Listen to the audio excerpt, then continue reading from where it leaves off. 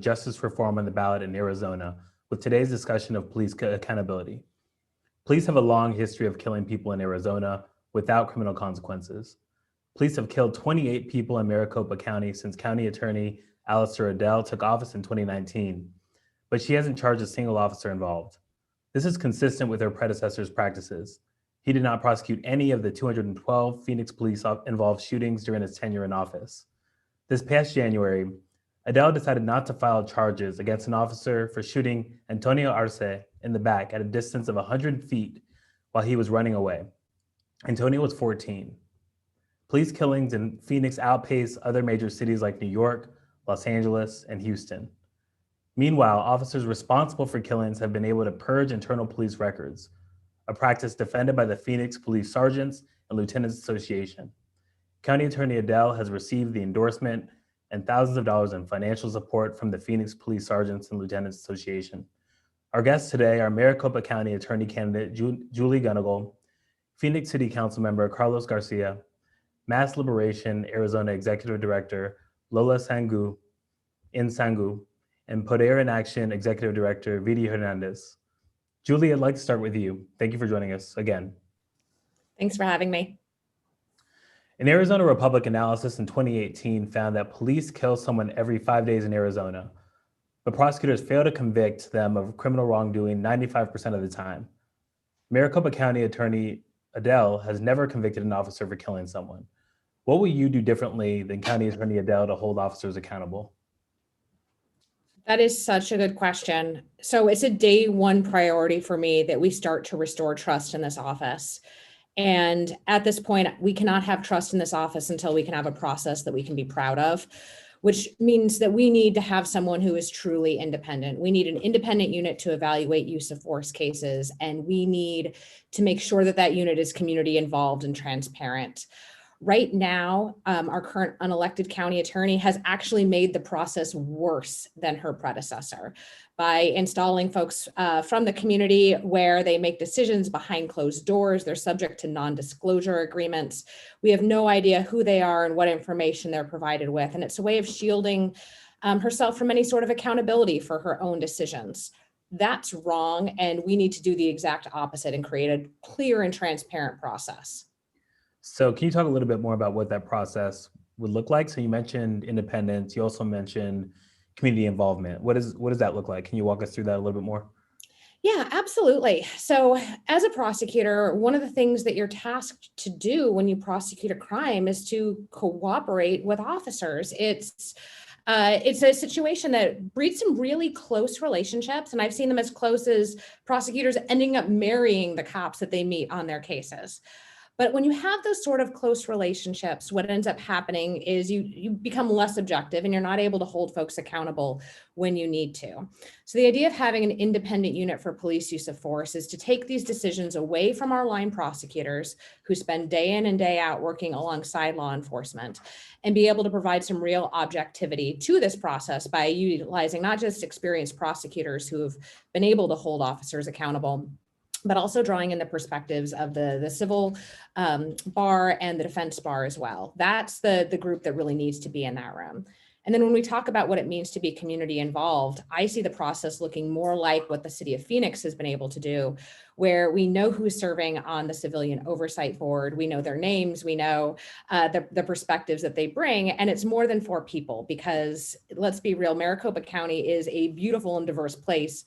4 people can't possibly alone bring all of the perspectives that need to be addressed if we're going to truly have a transparent process. And also, can you just describe how that would be different than the current process? I think a lot of people that haven't dealt a lot with this subject don't understand how things work.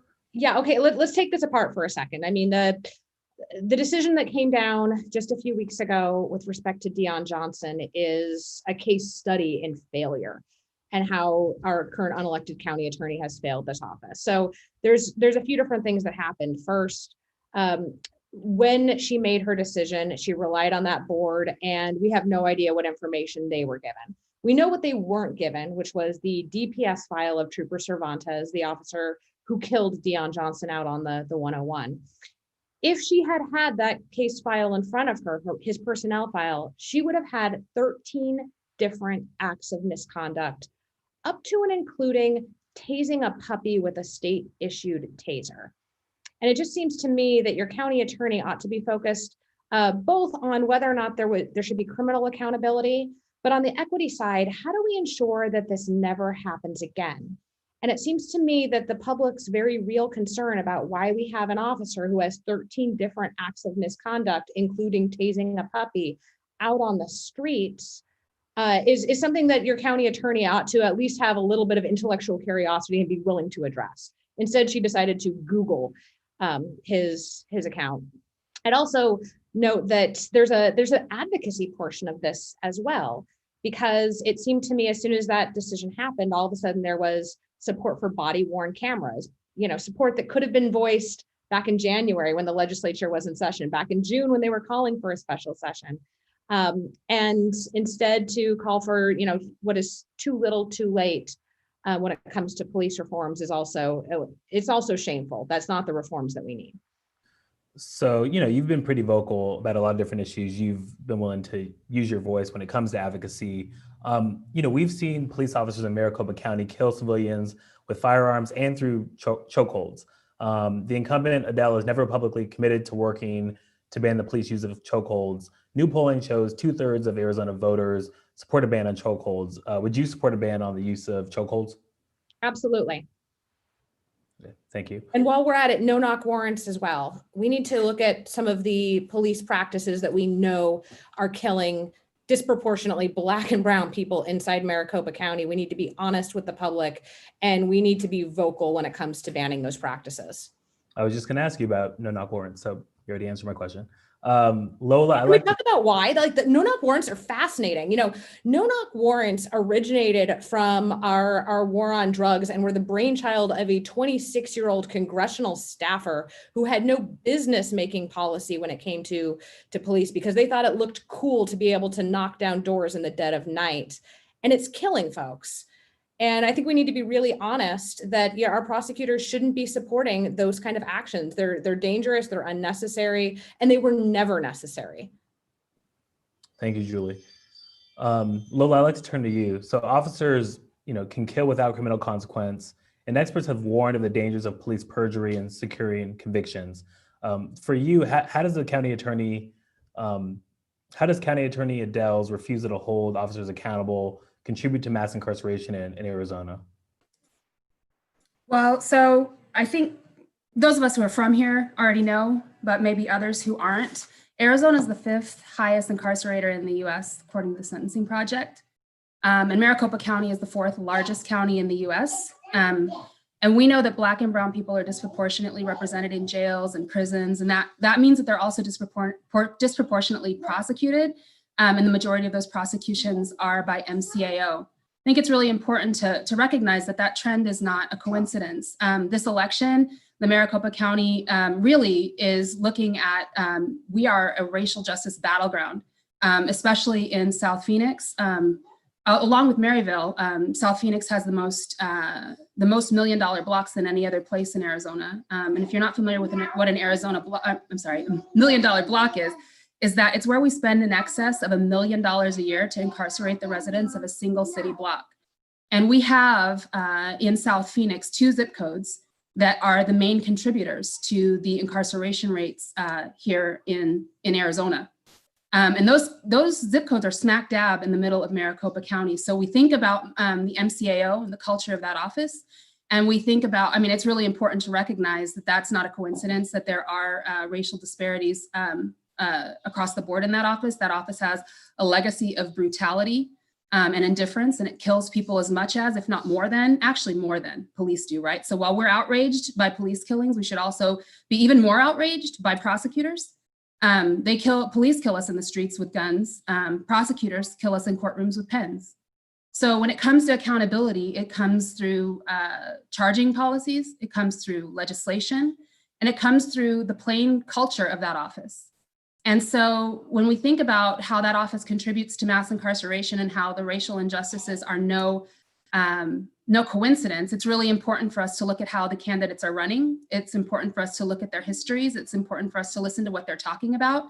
And we found that Alistair Adele just has no accountability whatsoever, right? She's bought and paid for by police unions. It's no secret that PLEA has endorsed her and other police unions as well. So it's not a surprise. I mean, it shouldn't surprise anyone when she doesn't hold police accountable, right?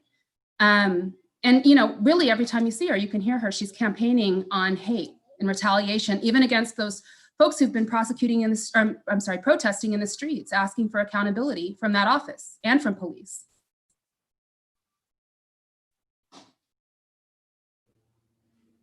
Thank you, Lola.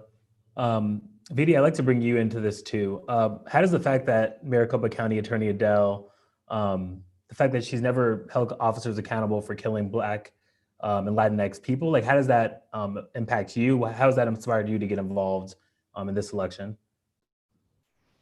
Yeah, hi everyone, my name is Vidi. Yeah, we work with a lot of families who have been at the other end of the failure of this county, and families who 2 years later are still waiting for a full report, families who 2 years later still have not heard what happened in the investigation at the police department, 2 years later still don't have unedited footage, if there was any, right? 2 years later still can't get their loved ones' belongings. And these are impacts, right? Families who still have nightmares of that night, kids who still, you know, can't go to sleep at night, who pee in their bed, who wet their bed because of these experiences. And here they are, you know, years later, some families, months later, because police violence has not ended, it continues, who are meeting the same process, the same failed process of investigation, the same failed process, not even investigation, but just basic information. These families are left in the dark with nothing. And that is, you know, why we do this work, as Lola mentioned, right? The $1 million blocks, the neighborhoods, there's a lot of data that shows the same neighborhoods, right? With $1 million blocks, 85041, 85042, 85015. These are also the same neighborhoods with the highest police violence. These are also the same neighborhoods that have been actively unfunded for years. These are also the same neighborhoods that on the census tract are working class families, right? And the poorest neighborhoods in our community. And so these are all compounded things that they're actively doing, right? And so the county, aside from all this, not investigating and not even providing families in basic information, has placed a lot of us in a position of supporting those families through that. And there's very little that we can do, right? Except like connect families with some mental health support, connect them to each other so that they can talk, think about ways to honor their loved ones, because both the police and the county attorney also make it feels like a goal of them to villainize and to criminalize our loved ones, right? Without even doing proper investigations, but their stories and their narratives about our loved ones are very clear in calling, you know, us suspects the whole time. Now allowing these victims of police violence to get access to victims' rights resources, right? There's so much that, you know, aside from like the process, so much that the families have to deal with on a day-to-day basis, right? So many mothers that we're still working with that they're never gonna, this is nothing you get over, right? You're never gonna find full closure, but they can't even find access to basic information, which I think is one of the pieces that makes this office so cruel in the way that they're working and doing their job or not doing their job, and how that is impacting these families. Thank you, Vidi. I know this is deeply personal for you and the work you've been doing with families, and you too, Lola. Thank you both for also mentioning $1 million blocks. I know there's similar projects in LA, for example, $1 million hoods at UCLA has done a lot of work in that area. So appreciate you kind of raising that for our viewers. Councilmember Garcia, I'd like to bring you in. So after you wore a shirt saying "Stop Police Brutality," the Phoenix Law Enforcement Association criticized you on social media for your 2017 arrest at a Trump rally and liked a Facebook comment suggesting you were funded by cartels. The Phoenix Law Enforcement Association has also publicly supported County Attorney Adele, saying it's proud to work with her. How have police unions tried to impact local politics, including the race for Maricopa County Attorney? Thank you. Thank you for having me. And thank you to all the panelists. I mean, right now I can't get out of my head. You mentioned Antonio, and we happened to accompany the mother when she first saw the video. And we also accompanied the family as they did the funeral arrangements and saw the suffering that they went through. And so during the same time that the family is going through the suffering, the police union has been able to negotiate things like they don't have to do an interview until 48 hours later, until they get their story straight. They do that first interview, the investigation, with their police union attorney right there next to them. And so these protections, and you say, how have they influenced? It's actually been decades or centuries that these narratives have been established. And so what police unions have been so successful at doing is establishing at least three narratives that make it really difficult to hold them accountable. The first one being that they could do no wrong. They're tied to being heroes. And you saw it after 9/11, where officers are just aggrandized and become heroes, so where they could do no wrong. And you follow it with the rotten apples argument, that they themselves are able to say, hey, it's a couple of folks ignoring systematic racism.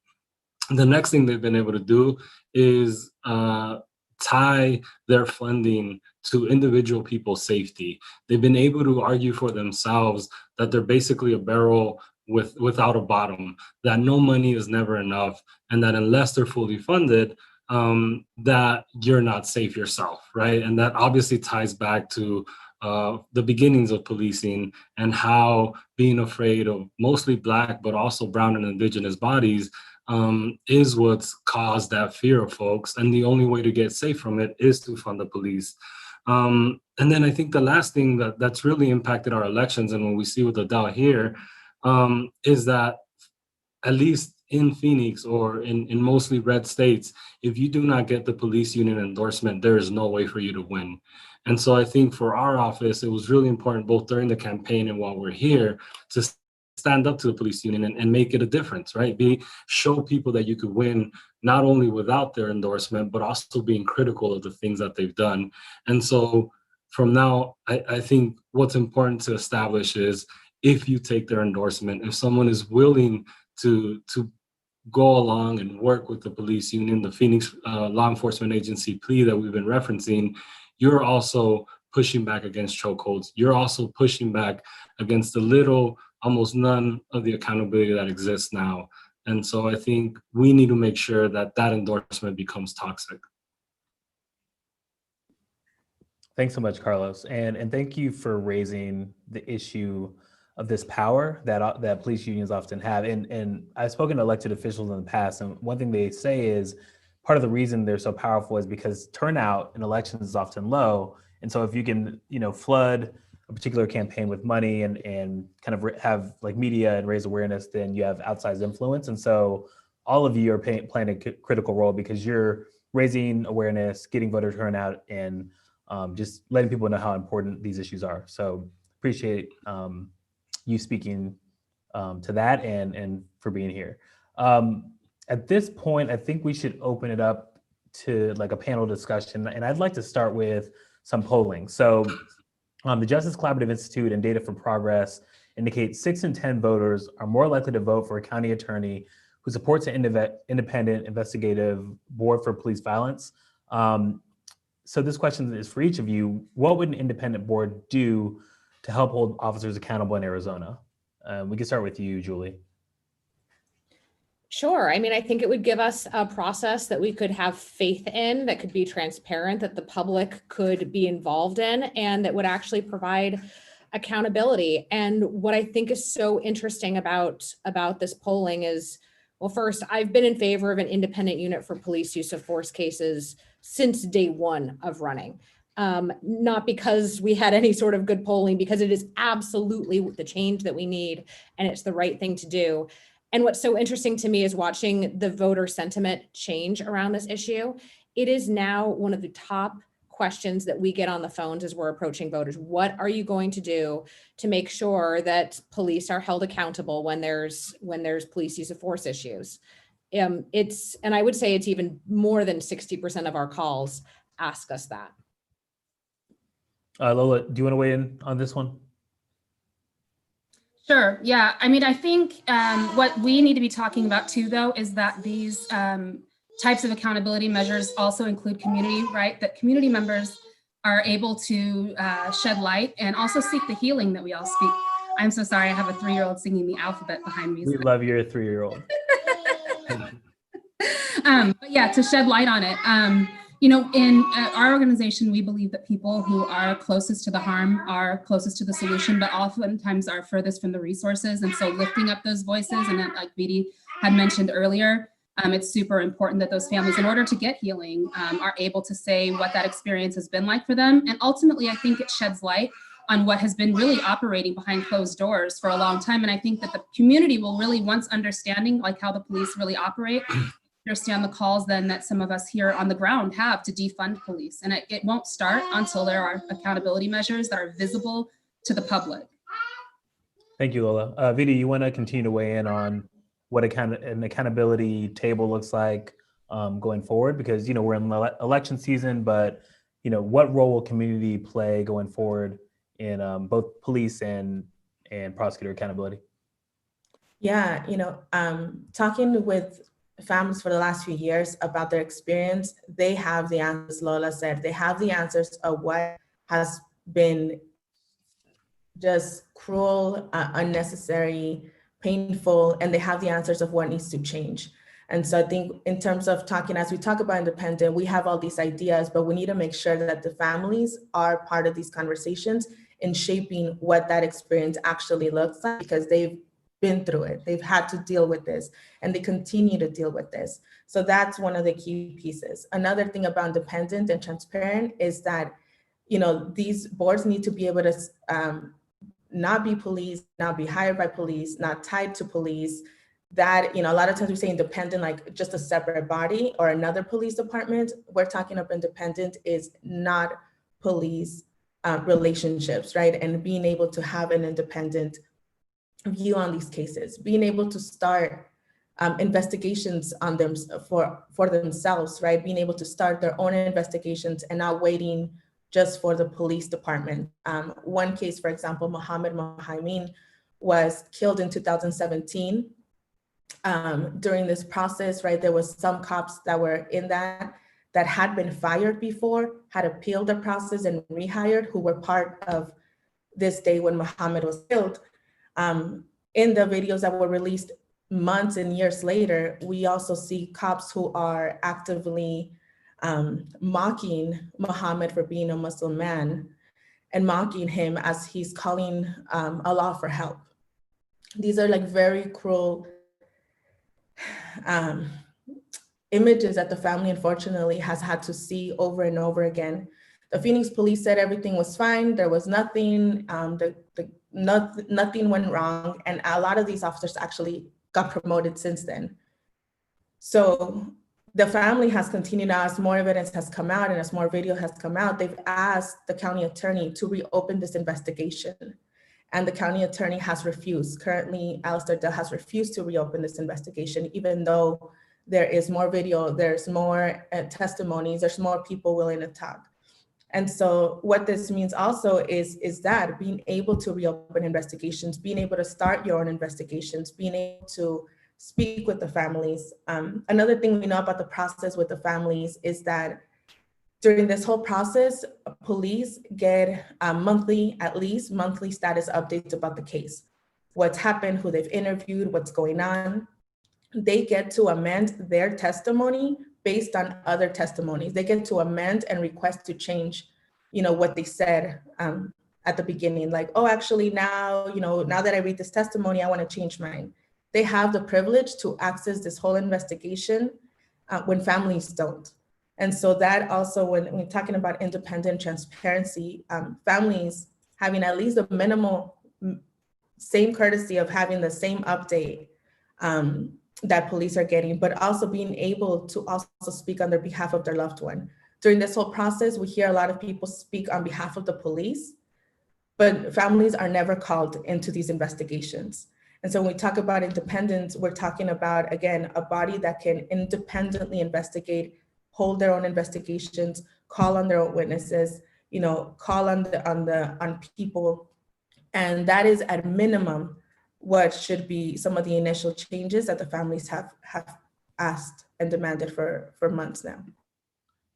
Thank you, Vidi. I can tell there's just a lot of pain in the community, and people have experienced this, like you said, over decades. So I appreciate you both giving your perspective on what you think needs to happen. And before I get to Carlos, I actually want to bring Julie back in to answer, because she was describing this idea of old cases and reopening. Julie, would you be interested, or would you consider reopening some of these past cases that Vidi has mentioned?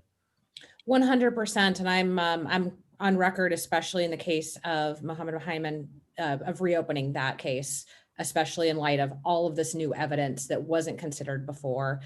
And it highlights why we need that true independence, right? We cannot count on departments to investigate and self-refer. It's a system that's not working. Thank you, Julie. Carlos, yeah, so I didn't forget about you. Can you give your perspective on what this independence would mean? And just elaborate on some of what the other guests have mentioned. Sure. Growing up as a young organizer, I was always told you can only go as far as conditions permit. And having you quote that study, or seeing where we're at, thanks to the Black Lives Matter movement and the movements that have arose over the last 5 to 10 years, have now allowed us to go further and to be able to speak with truth in a different place, right? And we mentioned names like Mohammed. We have other cases here: Dion, Paco, Michelle Cusseau, Romaine Brisbane. To me, all those are case studies. All those are situations where police did something wrong, where we need to go back, and those families actually became the experts. Because we have no processes either at the city, or now that we're talking about the county, for those families to go to, you see these families obsess over learning everything about police accountability. They do their own investigation. And so I think all of us have agreed and continue to say that those that are most impacted are the ones with the solutions. They're the ones that have lived through this. And so I think in politics, similar to what we see in journalism, there's this constant attention or want to have objectivity. And so when we start talking about one of the problems that we're seeing as we're trying to establish the Office of Accountability and Transparency in Phoenix, that people see community input as input from all sides.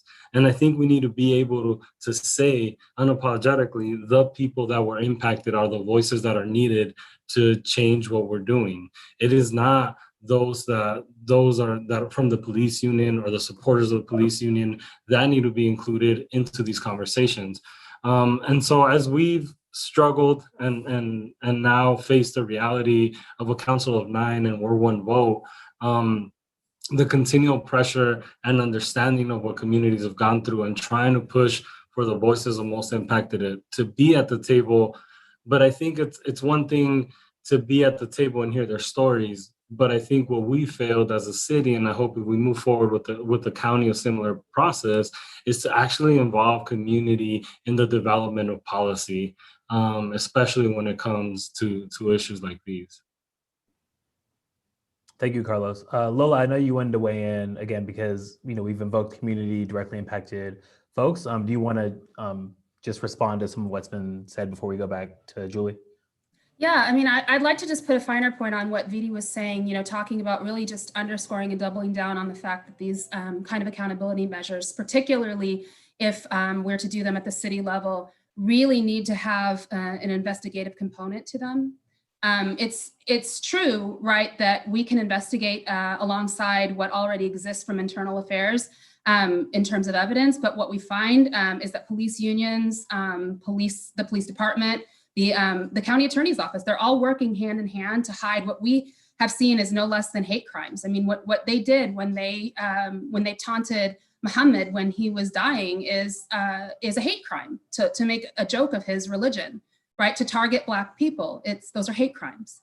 And what we're finding is prosecutors, right, are supposed to be on truth-seeking missions, but instead they are working in concert with police to hide those sorts of things. And so what we need when we talk about investigative capacity is also for community to be able to initiate investigations, right? What we find is all the time we are being circumvented by pleas lobbying to prevent us from being able to do that. So even when we make steps to get a civilian review board here in the city level, we're finding that that plea is pushing and putting so much pressure on our mayor and the city council to prevent us from being able to have our own independent investigations that we can initiate on our own. And it's every line item of this policy, every line item of the ordinances that they're striking and trying their very best to be able to turn around and to create a situation where what we would end up doing is really being part of the students grading themselves by taking away the capacity for it to be truly investigative. And that means that people need to raise their own flags independent of the police and also to have the directly impacted leadership. And I just wanted to share that. Thank you so much, Lola.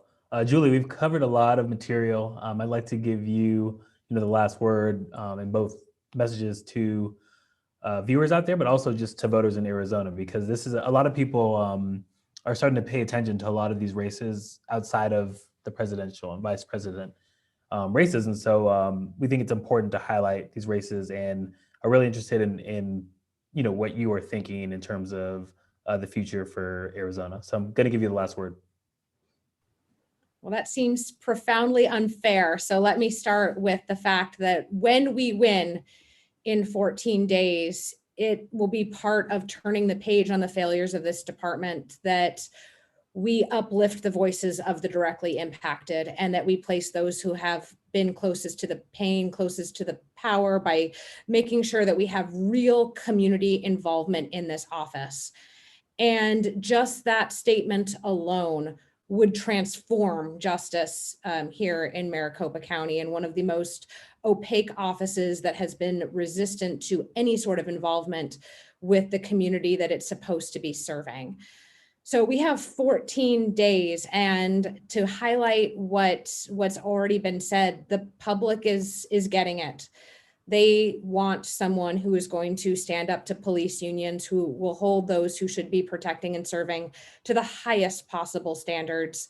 They want change in this department. And we have been such a voice on the ground with so many of the of community members who are out there telling voters that they have real options and that they need to get out there and vote. And it is my intention that 15 days from now, we can join each other again and talk about how it is that we're going to make all of this a reality and get to work on November 4th. Well, I think we can close with that. I'll let you all get back to work. Really appreciate you joining us on the briefing.